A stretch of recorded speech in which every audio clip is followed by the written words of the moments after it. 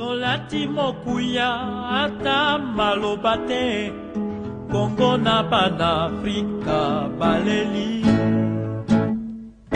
Oh Medi Ben Barka Medinzela na yo ya Batonyonso Medinzela na yo ya Lumumba Medinzela na yo ya Che Guevara Medinzela na yo ya Malcolm X Medinzela na yo ya Umniope Medinzela na yo ya Félix Moumié Medinzela na yo ya Nguyen Van Choi Medinzela na yo ya Tsoroki Medinzela na yo ya Camilo Cienfuegos Medinzela na yo ya Oji ya Enda Medinzela na yo ya Camilo Torres Medinzela na yo ya Abdelkader Medinzela na yo ya Koulibaly Medinzela na yo ya André Machua Medinzela na yo ya Simon Kimbangu Medinzela na yo ya Albert Lutuli Medinzela na yo ya Boganda Oh, ya tiers-monde Oh, ya libération, ya pas peuple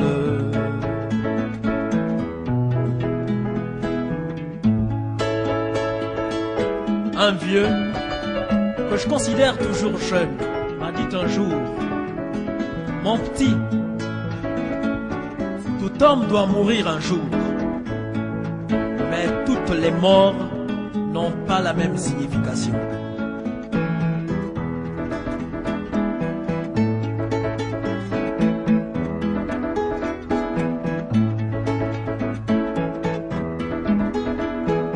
Oh, Medi Ben Barka, Medinzela na yo ya Batonyonso Medinzela na yo ya Lumumba Medinzela na yo ya Che Guevara.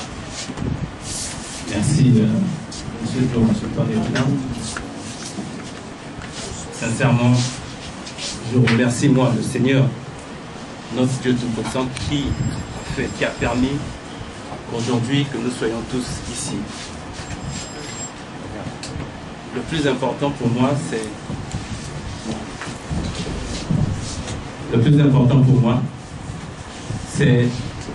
le droit à la liberté. Je suis ici devant vous en tant qu'élu national et garant de notre Constitution. Je me battrai pour que cette Constitution soit respectée avec les moyens que nous avons, avec tout ce que Dieu veut nous apporter. Je sais qu'ici, vous êtes là pour écouter mon frère. Parce que, comme on dit, l'interprète est souvent dangereux. Il dit ce qu'il veut dire, il ajoute ce qu'il veut rajouter, et il retranche ce qu'il veut retrancher. Mais moi ici, je pense que ce que j'ai vécu lorsque mon frère a été arrêté, je veux dire, ce que j'ai ressenti, le premier citoyen congolais aussi, je pense qu'il a ressenti. Il a déjà ressenti ça. Parce que je me rappelle, dans les années passées, son frère, M. Nguesso Maurice aussi, a été arrêté. Et ce que j'ai ressenti, je pense qu'il a ressenti ce que j'ai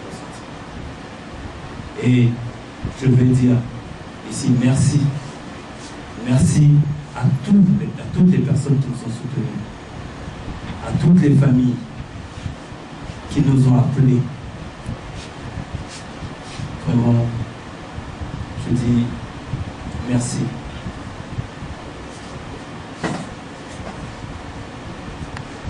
J'ai beaucoup d'émotions parce que je dis, notre pays doit avancer. L'arrestation de Joe, je peux dire,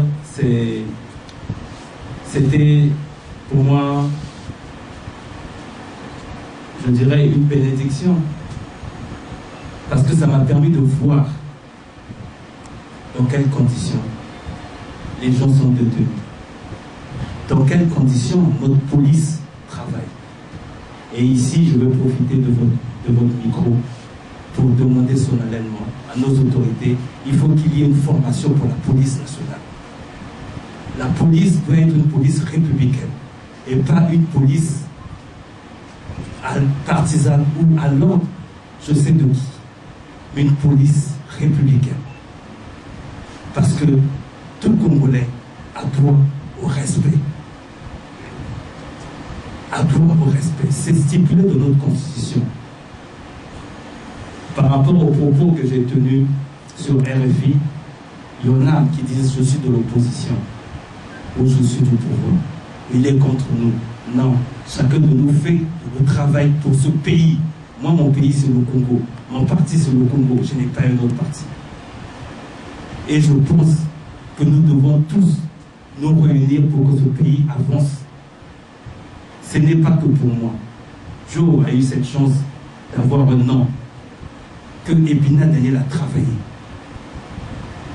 Je pense qu'on est aussi touché que les autres sinistrés de Wenze, de Tarangaï, parce que nous on a grandi dans Wenze, dans Tarangaï. Et je pense qu'on est parmi les familles qui ont perdu le plus gros patrimoine. Aujourd'hui on ne se demande pas, parce qu'on n'est que des commerçants. Ce patrimoine-là nous rapportait de l'argent. Mais l'État ne se demande même pas comment est-ce qu'ils font. Ce n'est pas parce qu'on ne parle pas. Mais je dis aujourd'hui ici, nous devons être patriotes. Cette affaire ne regarde pas que Dieu. Il faut regarder les conditions des détenus. Dans quelles conditions les gens sont détenus? Dans quelles conditions on interpelle les gens? Dans quelles conditions on les arrête? Et sur ça, je pense que je vais y travailler. Avec tous les organismes, les droits de l'homme, l'OCDS, avec tous les organismes, nous allons nous mettre ensemble au travail. Parce que quand on passe dans les rues, on pense que tout va bien. On pense que les choses sont respectées. Au fond, rien n'est respecté. On est exposé. Voilà simplement ce que je voulais dire. Je pense que je bénis le Seigneur aujourd'hui. Je suis heureux. J'ai passé la plus longue nuit de ma vie ce jeudi. J'ai passé la plus longue nuit de ma vie. Quand mon frère a été pris. Mais je dis, qu'est-ce que il a eu à faire? Mais lui-même, il va vous expliquer dans quelles conditions et comment. Notre constitution stipule bien, dans son article 9, que tout Congolais a le droit à la liberté. Dans son article 19, tout Congolais est libre de s'exprimer. Est libre de s'exprimer.